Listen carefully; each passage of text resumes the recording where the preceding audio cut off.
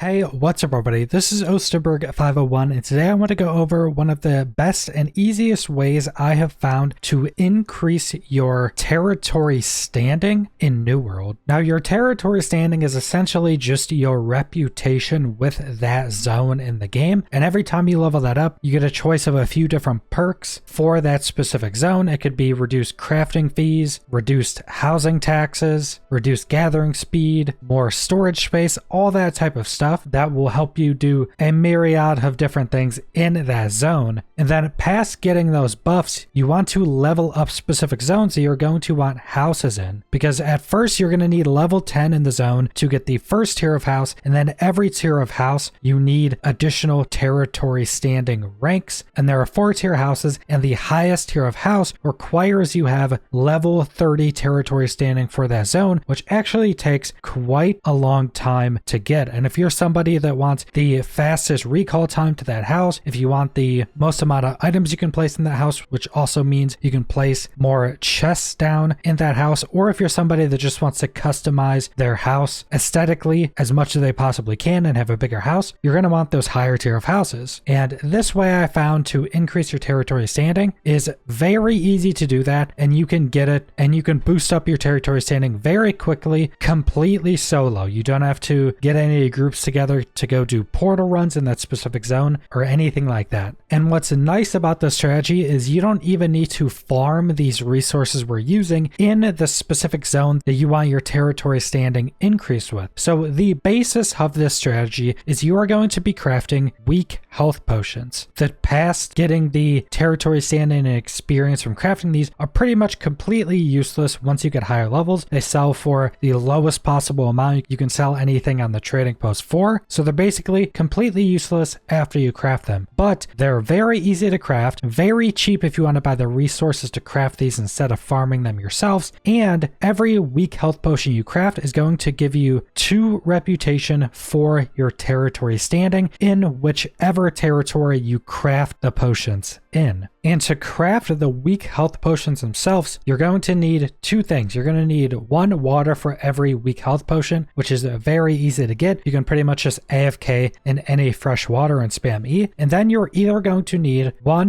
bulrush cob or 1 hyssop. Now hyssop is from the herb plants around the map. In any zone you can get these herbs, and it's the blue plants, and I'm getting up to 8 per plant, which is 8 health potions or a 16 faction reputation for any of the bigger plants of those. And then bulrush cobs are the plants that grow around all freshwater, and they're absolutely everywhere, and you can get 1 to 3 of these cobs per harvest of those. So the best way to go about farming this stuff yourself is to find a spot that has a ton of herb farms, farm all of those up, and then get bulrush cobs in the meantime after farming all those up, because once you're getting the higher level and you have higher harvesting speed, there's pretty much no area that has enough herbs for you to never have to stop harvesting. You're pretty much always going to out harvest their spawning speed because of how fast you can harvest them. So finding a spot with bulrush cobs in that area is going to allow you to continue to get these resources in between the herb plants. Now I did try to do this as an hour farm,